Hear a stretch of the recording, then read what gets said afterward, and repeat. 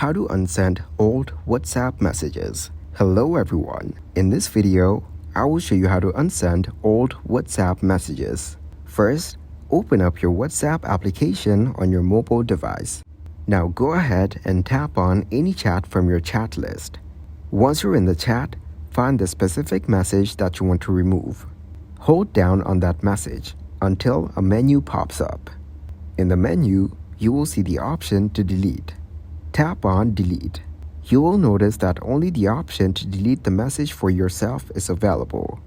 Now let's head over to your mobile settings. Scroll down and find the General section. Within the General section, locate the date and time settings.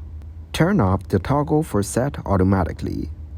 Now you can manually adjust the date and time to the specific date when the messages were delivered to you.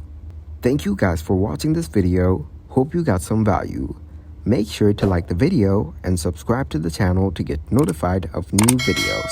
See you in the next one.